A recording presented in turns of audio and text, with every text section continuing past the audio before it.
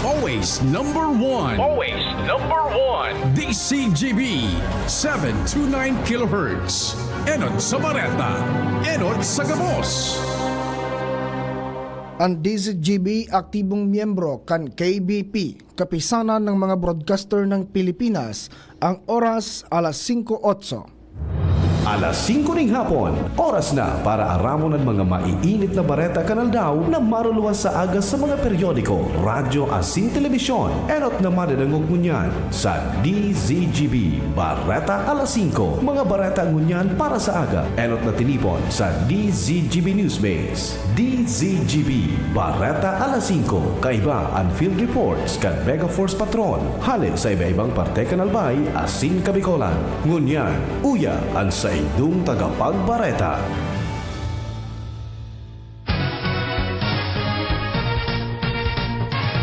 Maray na hapon mga tugang, Aldaunin Webes, ini po ang Bareta alas 5. Akon sa indong tagapagbareta, Joshua Bino. Detalyes kan mga bareta sa lado nasyonal. Idiniklarar ni Presidente Ferdinand Bongbong Marcos Jr. ang Hulyo 2024 bilang National Census and Community-Based Monitoring System Month. Sigun sa Presidential Communications Office o PCO, ini bilang suporta sa pagkondukta ng 2024 Census of Population as in CBMS o POPSEN CBMS poon Hulyo sagkod Setyembre 2024. Pinirmahan ni Executive Secretary Lucas Bersamin ang Proclamation No. 627, nagsasabi na ang National Economic and Development Authority o NEDA sa paagi kan Philippine Statistics Authority o PSA may mandato na manginot, mag-coordinate asin na mamahala sa selebrasyon. Dagdag padigdi na ang gabos na ahensya asin instrumentalidad kan national government kaibahan ang mga korporasyon na pagsadiri o kaya kontrolado kan gobyerno asin mga universidad asin kolehiyo kan estado, iyo ang sinugo na obserbaran ang nasabing selebrasyon. Gabos man na local government units, non-government organizations, professional associations asin pribadong sektor, iyo ang pag-iingganyarman na magtaonin kinakaipuan na suporta asin tabang sa NEDA asin PSA asin aktibong magpartisipar sa selebrasyon kan National Census asin CBMS Month.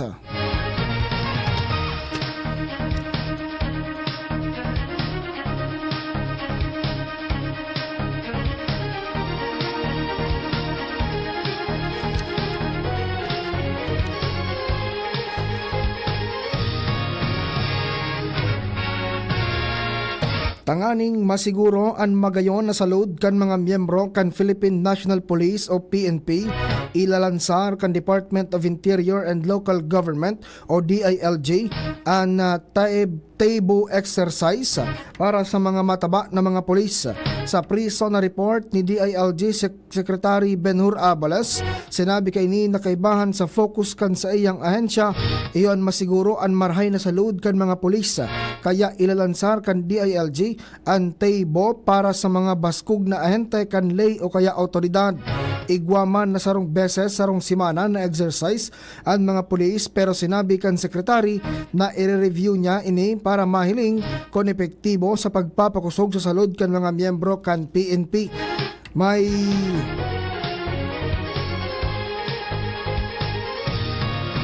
inabisuhan man ni Abalos ang mga pulis na maging maingat sa mga pigkakaon, lalo na pag nagkakaedad asin sagkod mapupwede iwasan ang mataba na pagkaon arog kan lechon para makalikay sa high blood asin isabay sa sendang lifestyle ang pag-ehersisyo.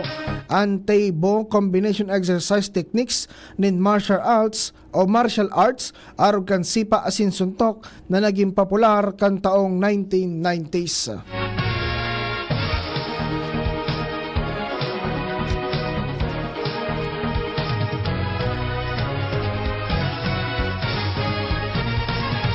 Nangapudan si Presidente Ferdinand Marcos Jr. sa publiko na seryosohon ang pagtipid ng tubig.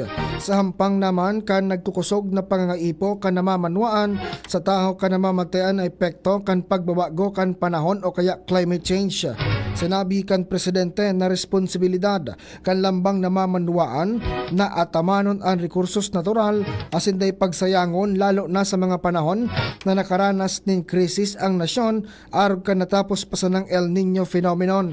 Tanawanin doon kan presidente na ang tubig pinakamalaga sa buhay nin sarong tao asin sa pagsulong kan na nasyon kaya dapat na maging matali sa paggamit kani asin day basta-bastang pagsayangon.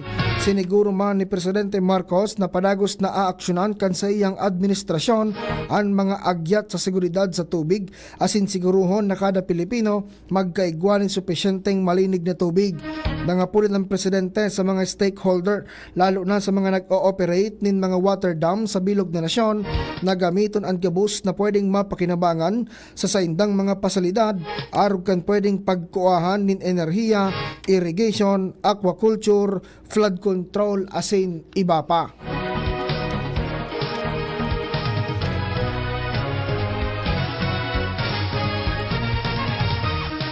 Sinabi ni House Secretary General Reginald Velasco na may kukonsiderar na pinakadakulang pagtiripon ang ikatulong State of the Nation Address o SONA ni Presidente Ferdinand Marcos Jr. sa Hulyo 22 ngunya na taon. Sa ngunyan, sobra na sa 2,000 ang mga bisita na nagsabi na maatindir sinda sa SONA kan na Presidente. Igwaman nin 1,312 na tukawan sa plenary hall asin madagdag pasinda nin 502 na tukawan para makatukaw ang nasa 1,814 personalidad sa laog kan plenaryo. Mabukas man nin dagdag na viewing room sa Romualdez Hall na pwedeng makapag-akomodar nin 300 pang katawo. Sa ngunyan, igwanang 47 foreign dignitaries ang nagsabi na sinda maatendir sa mga yaring SONA.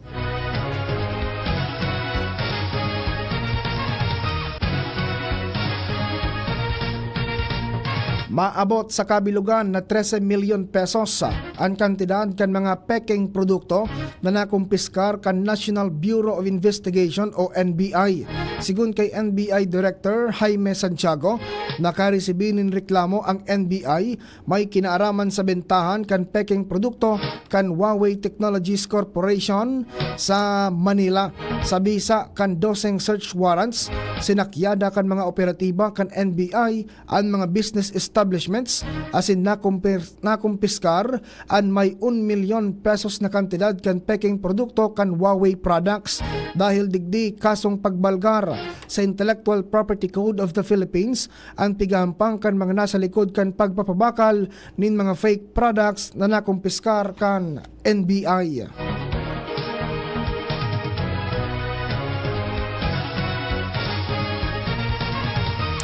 Suportado ni Party List Representative Brian Yamsuan ang ibinabang kasuguan kan Department of the Interior and Local Government o DILG na nag-iinganyar sa pagkua nin mga kababaihan na maserbi bilang barangay public safety officers o kaya mga tanod. Ini ang lakdang ni DILG Secretary Benhur Abalos sa pagsasabing masiguro ini sa epektibong pagsimbag kan barangay sa mga kaso na may kinaaraman sa mga kababaihan asin mga hobenes. Parte man ini kan pagbusol kan gender equality, women empowerment asin participation. Tinawan doon kan kongresista na mataulin ibang perspektibo ang mga female tanod lalo na pag-abot sa mga reklamo. Susug sa DILG Memorandum Circular 2024-086 nakapalaman digdi na highly encourage ang mga lokal na gobyerno na mag-recruit nin mga kababaihan para maging barangay tanod.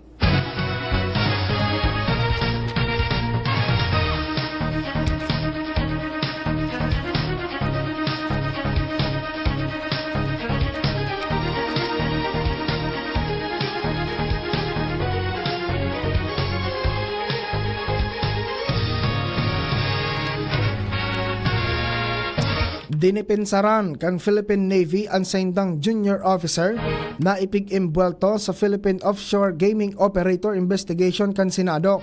Katuyuhan kay ni na malinaw ang pangaran kan biktima sa identity theft. Ang nasabing pahayag ginibo ni Philippine Navy Public Affairs Director Commander John Percy Alcos kasunod kan ipinalawas na impormasyon na kung saan imbwelto si Junior Officer Lieutenant Jessa Mendoza bilang incorporator ka nagkaperang pogo. Paliwanag ni Commander Alcos, nagkaigwana ang saindang mga personahes nin internal inquiry kasabay si Lieutenant Mendoza. Katuyuhan kani na matawan linaw ang mga aligasyon na ini asin kung paano na inbelto ang pangaran kay ini sa nasabing issue. Nagpagiramdam naman si Alcos sa gabos na mga tauhan kan Philippine Navy na mag-ingat online para day mabiktima nin mga identity fraud.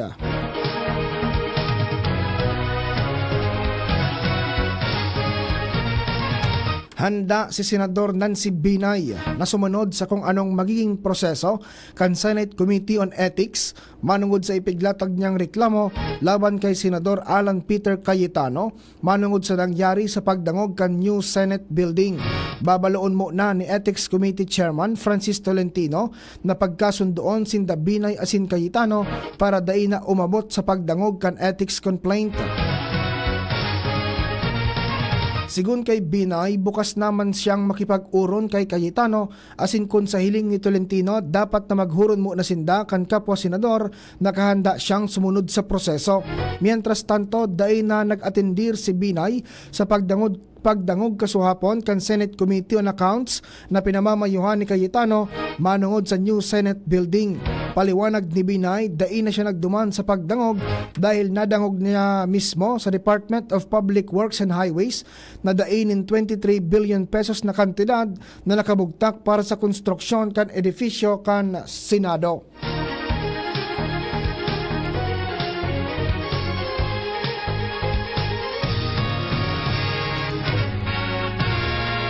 Siniguro kan Department of Budget and Management o DBM na ipagpapadagos ninda ang pagprioridad sa sektor kan edukasyon.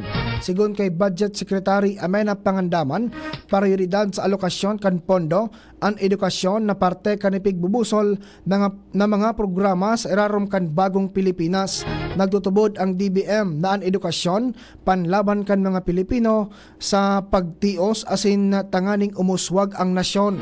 Ngunya na taon ang edukasyon ang nakakuha nin pinakadakulang pondo na may 983.5 billion pesos kung sain haros 133 billion pesos ang ipigtagama para sa state universities and colleges. Enot nang sinabi kan grupo kan mga paratukdo na naglalaom sinda na ibusol kan bagong liderato kan Department of Education o DepEd na utubon kan ahensya ang United Nations Standard sa paagi nin pagtagama nin pondo sa edukasyon na katumbas nin 6% kan gross domestic product kan nasyon.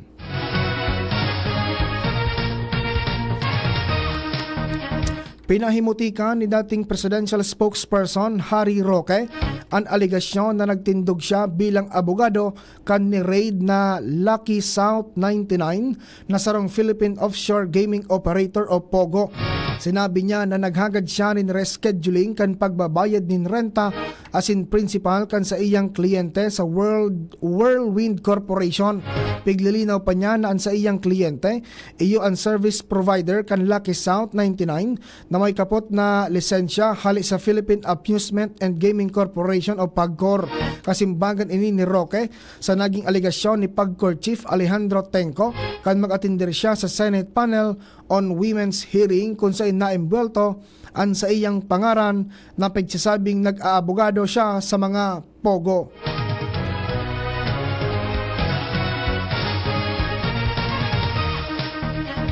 Tinawan doon ni Presidente Ferdinand Marcos Jr. ang importansya kan Loss and Damage Fund sarong mekanismong pinansyal na nagtatao nin mga developed countries sa pagresolba kan mga pangkapalibutan ng mga industrial activities kan mga mayayaman na nasyon. Ipinaliwanag ni PBBM na importante ang pondong ini asin ang papel na gagampanan kan Pilipinas sa pagmanehar kaini. Nagkasundo ang mga developed countries na magbilog kan pondong ini para matabangan ang mga tios na nasyon na nagtitiong sa climate change, resulta kan mga industrial na aktibidad kan mga mayayamang nasyon. Tinawan doon kan presidente ang desisyon kung saan itatagama ang pondo na kasalalay sa Loss and Damage Fund Board kung saan miyembro ang Pilipinas, kung kaya importante ang papel kan nasyon na may dakulang impluensya sa proseso kan paggibo nin desisyon.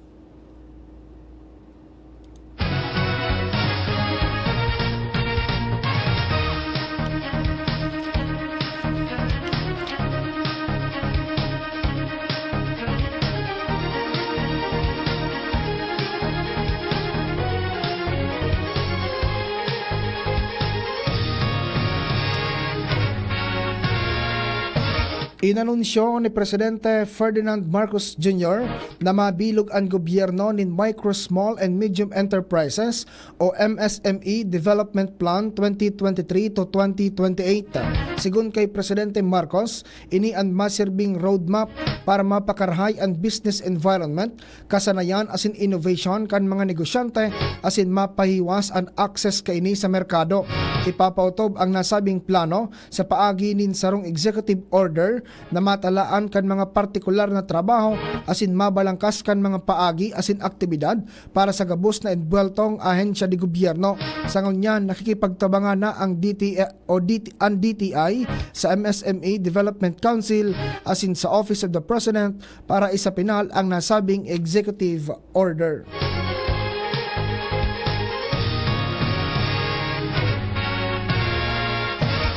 Nagkaigwanin hiro protesta asin noise barrage ang grupong Alyansa Bantay Kapayapaan at Demokrasya o ABACADA sa liwasang Bonifacio sa Manila. Ini para ipahiling ang pagkontra sa mga agresibong aksyon kan China sa West Philippine Sea. Pig-inganyar kan grupo ang mga motorista na makisumaro sa sindang aktibidad asin sumuporta sa pinagigibo nindang lakdang para madepensaran ang West Philippine Sea. Sigun kay RJ Villena, tagapagtaram kan grupong ABACADA, gusto nindang ipahiling sa publiko na may mga yaon ang sindang presensya na nasa likod asin handang ipaglaban ang derechos kan nasyon sa pinag-aagawan na teritoryo.